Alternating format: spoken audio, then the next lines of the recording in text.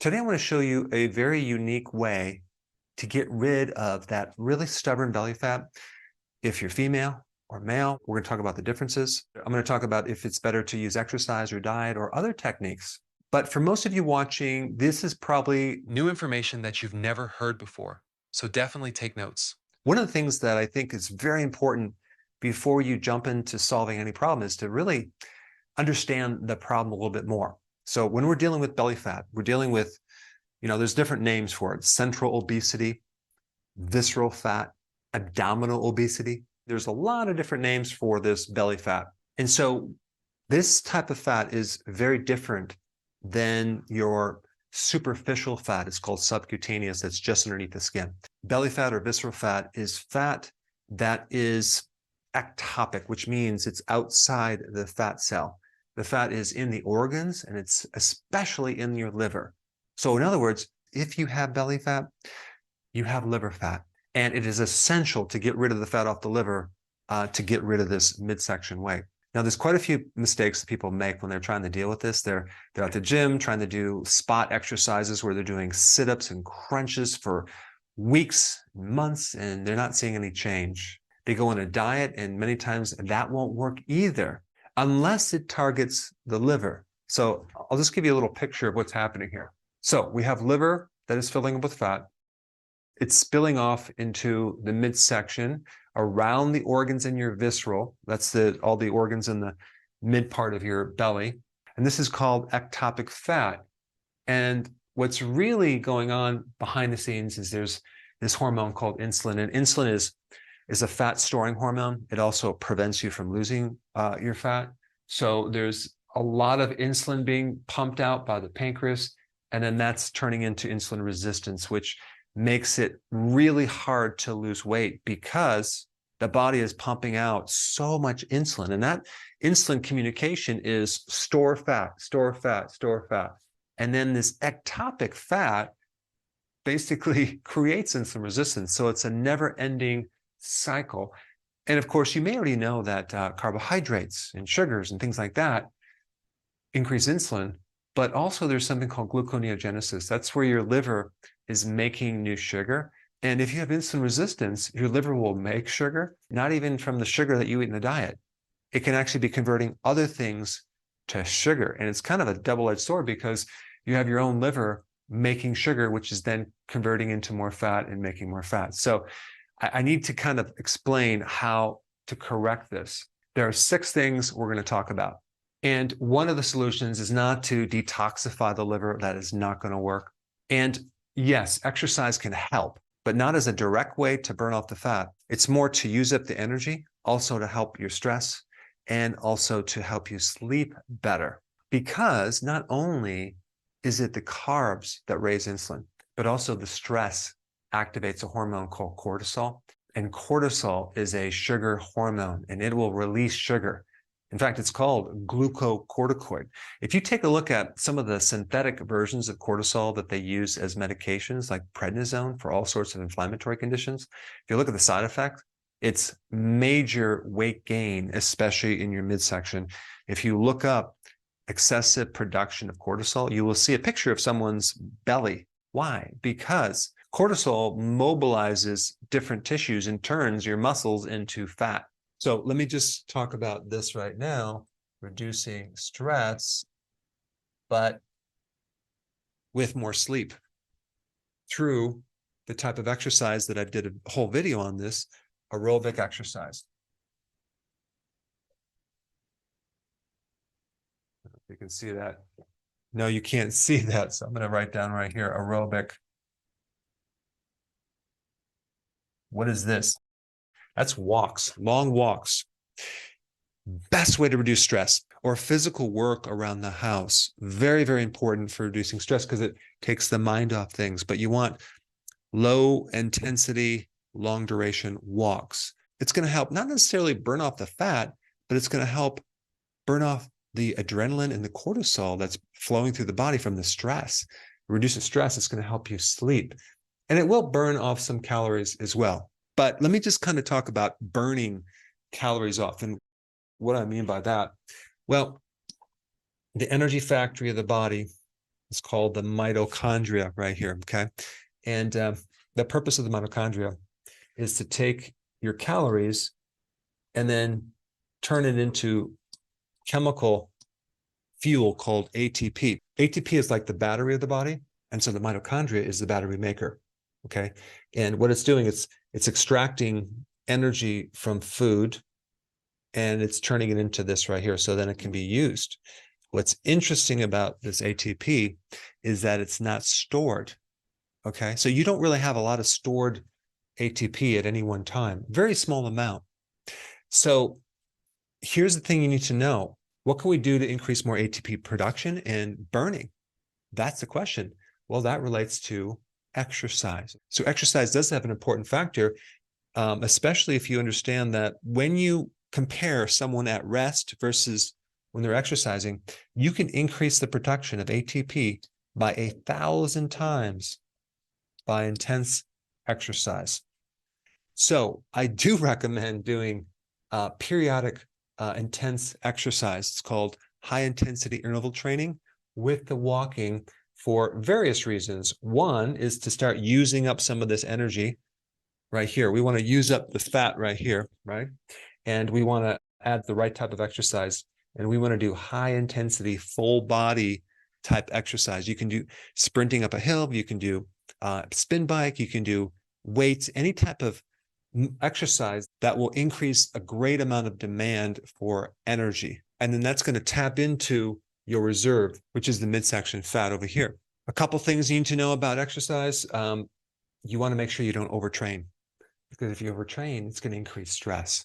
So it's very, very important to exercise like high intensity, maybe 3 times a week, maybe 2 times a week. Recently, I am running up hills for exercise, like really major intense hill running. I think I'll end up doing it maybe twice a week, not 3 times a week, because my body doesn't recover. And I do have a machine or a test to determine that. That's going to be another video. But the point is that it's very easy to overtrain. I will get much better results if I let my body rest in between this high intensity exercise. And plus, the high intensity exercise will stimulate growth hormone, which is the main fat burning hormone, but only if you are sleeping. Okay, so I should put down right here. Wait, you can't see that. Sleep. Okay, sleep to get more. Well, you can't even see that, right? Let's put it right here. Okay, sleep. So that's really important to help with the stress. Stress and sleep are in the same category. It's gonna really help you, because it's kind of like a foundational thing. If you're not sleeping because you're stressed out, good luck with losing weight. Why? Because the cortisol prevents you from tapping into this fat, and especially if you're trying to get rid of the midsection. Very important, and this is why I'm spending a bit more time on it. All right, number 2. What's happening in your liver is the liver is fatty, and so it's spilling off. So we must use up the fat on your liver, okay? Now, there's 2 things that you can do to get yourself into what's called ketosis, which is a type of fat burning, right? Because when your body burns fat, or when you eat fat, that's mobilized into a more easily packaged type of energy called ketones. That's why your body makes ketones. It can also run on fat fuel as well, but ketones are like a better packaged fat fuel. So there's 2 sources of ketones. One is your own fat, and number 2 is the dietary fat. And here's the thing, to be able to tap into either one of these fats, you must reduce your carbs, right? So the reduction of carbs is important, and you probably already know that. We must reduce the carbs, but reducing the carbs will force your body to either burn fat from the calories that you eat or your own fat. Now, let's talk about, do we want to burn calories from the fat that you eat? Or do we want to burn your own stored fat? Well, that's an easy question. We want to burn our own stored fat. So yes, it is true that the amount of calories of fat on the ketogenic diet are much higher than other diets. But if you are trying to lose weight in your midsection, adding a lot more dietary fat is not going to help you. So I'm going to recommend, especially for this situation, is not to start adding additional fat. Don't go low fat, but don't add a lot of fat. Don't add the MCT oil. Don't add the keto bombs and desserts. Just don't do that, because your body's going to tap into that as fuel and not your own fat. Now, I do recommend for some people to eat more fat to help them be more satisfied so they can actually go longer with intermittent fasting in the beginning of a program. But if we're trying to quickly and rapidly get rid of this midsection fat, you don't want to add a lot of fat to your diet unless you want to maintain your weight. So we want to, right here, reduce dietary fat, okay? But not to the point of going low fat. So don't go below like 75 grams of fat per day. I would just consume your fat from the normal proteins in nature that just come with the fat, whether it's meat, eggs, and things like that. Don't go low fat. Don't eat the egg whites alone. But what we're trying to do is we're trying to force your body to tap into mainly your own fat, okay? So that's number 3. Number 4, the real problem that you have is in the liver, okay? Because the liver is the organ that is overfilled with fat and it's spilling off into the abdominal area. So in other words, you're going to have to do things to get this fat off the liver and heal it and make it really healthy. If it was healthy, chances are it can deal with all this extra fat and not have so much insulin resistance, okay? Because insulin resistance is a condition that it's like a pre-diabetic condition, metabolic syndrome. You have a lot of issues with that, and you're definitely going to have a lot more insulin and a lot more fat in the midsection. So anything we can do for the liver is going to be very, very important. So what can we do for the liver? Well, we already lowered the carbs, and some people can actually lose 50% of their fat off their liver within 2 weeks getting on the low carb diet. But there are 3 important things that you can take to supplement and help heal the liver. The one is apple cider vinegar. That greatly improves insulin. It greatly helps a fatty liver. It greatly makes insulin more sensitive to allow the insulin to work better in the body. So what you do is you take a tablespoon of apple cider vinegar, put it in 12 ounces of water. I like to put lemon in there too, and maybe some electrolytes, and I'll drink that once, twice, or even 3 times a day. Very significant changes can occur if you do that. The type of apple cider vinegar I use is from Fairchild's, not Bragg's, because they don't dilute it. It's nice and strong, and it's a really good company. The second very important supplement is called milk thistle. Milk thistle is amazing. It's that prickly plant that has those purple flowers that then turn into these white little things at the end of a seed that look like parachutes. And so the wind blows, you can see them all around in the fields where I live anyway, and they're all over the place. Milk thistle is a very unique plant, and you can get milk thistle seeds in tablet form. What's so unique about it? It has super high-end liver protecting properties that basically it's like the antidote to a snake poisoning or a mushroom poison. The most deadly mushroom is called the death cap mushroom. I mean, the antidote is milk thistle. I mean, it's quite amazing. Tylenol poisoning, people that drink alcohol, this can help protect the liver, but it's also really important for a fatty liver, in correcting a fatty liver, as well as reducing inflammation on the liver, and also protecting the liver from getting cirrhosis, and helping with this gluconeogenesis issue where your liver is producing a lot more sugar because it has insulin resistance. So it helps with a lot of different aspects of that liver, as well as helping with midsection weight. And I put some research down below. You can check it out. Okay, so milk thistle is a given. The third thing is berberine. And there's several studies that show combining berberine with milk thistle is a good idea. Berberine is kind of, I look at it like a natural metformin without the side effects. But of course, I'm not making that claim. And also, I don't want to make any claims on milk thistle, okay? So all I can say is you can read the research, and it's pretty amazing with the research that's done on mice. So, you can apply it to humans if you want, but the point is that if it works on mice, maybe it can work on you. But berberine is a really good one with the milk thistle. It's good for diabetics and pre-diabetics, and it helps the liver with this extra gluconeogenesis. One thing I want to mention about people trying to lose weight, I watch people through the year go through this cycle, and it's like this pattern. They just go crazy between Thanksgiving and Christmas and New Year's, and then they start all over again, and they go through this New Year's resolution. I think emotions and intelligence are inverted.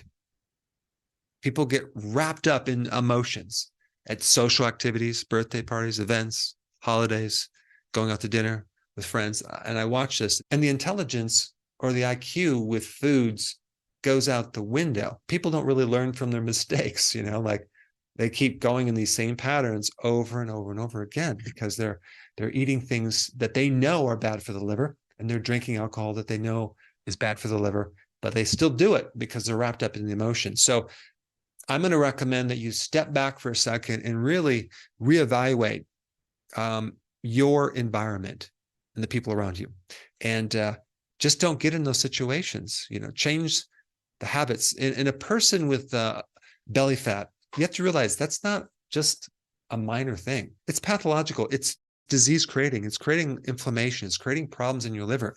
You might not see it inside, but it's not a healthy state. And so usually a person with belly fat doesn't have the luxury of continuing these bad habits over again because they're just doing the wrong things. They must focus on changing their habits. That's the most important thing they need to focus on because they're in this habit and they're going through the cycle. But the point is, for me, I had to hit bottom before I made changes. I was the worst. I ate the worst food all the way up until my late 20s.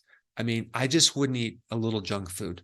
I would eat a tremendous amount of junk food, pots of coffee, pots of chocolate. I would never eat anything like vegetables or celery, any of that stuff. I only ate pure junk food for so many years. I had to hit bottom.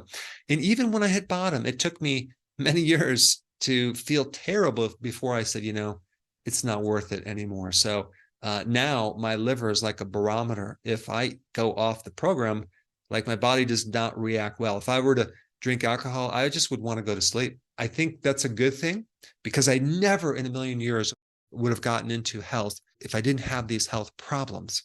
So I have a lot of personal experience doing this, and I do know I used to get wrapped up in the emotion of it, and I've corrected that. Okay. But for some people, it takes them a bit longer before they learn from their mistakes. And then number 5 is OMAD.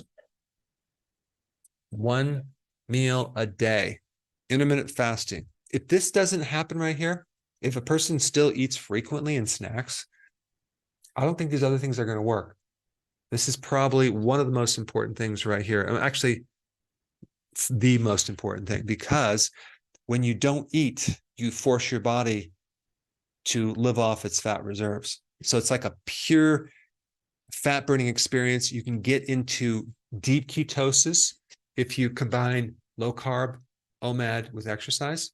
And when I say OMAD, you don't have to start off with 1 meal a day. You can start off with 2 meals a day, but try to keep the time close, like maybe have a late lunch, early dinner. And if you really want to take it to the next level, just don't eat if you're not hungry, which means you might go 1 meal every other day, and you're going to tap into, like a vacuum, all this fat off your liver and pull it off. You'll see some very quick changes. Very, very important. And that is the way to really speed everything up. But this is like a foundational thing. And what's cool about it is when you don't eat, your body is eating. So you're not starving it. You're actually creating a tremendous amount of health by not eating from many different angles, especially just stripping off all this fat off of your liver. And just to go back to this low carb thing, the ketogenic diet, I didn't talk about what to eat, right? You can find that in my video. I'll put it down below. But also OMAD, when you eat certain foods, what type of foods would be good for correcting this situation. And there's a couple interesting nutrients that I want to share with you. One is creatine, and the other is carnosine. And both of those can help you with a fatty liver. Both of those can help you with increasing more energy to exercise. Both of those can help you mobilize the fat through the mitochondria down here and produce more ATP efficiently. And those two compounds, creatine and carnosine, are the highest in like red meat.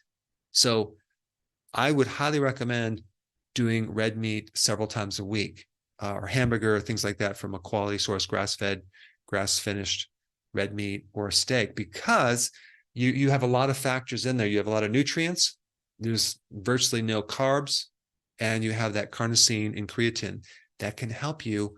And I'll put the studies down below. I don't even think you need to take them as a supplements. Just get it from red meat. All right, number 6, it's staying very aware, okay, and not slipping into this emotional thing that people go through these different holidays, staying very aware of what works, what doesn't work, of your past mistakes, and just don't keep making them. So keep your awareness up and kind of like just be in the present, right? And so you don't kind of slide into this thing. I think this is very, very important too, because this will help you be consistent, right? Because you're going to do all these things, it's going to work, and then you want to just keep building on your successes. So what I like to do is just each day get better and better and better.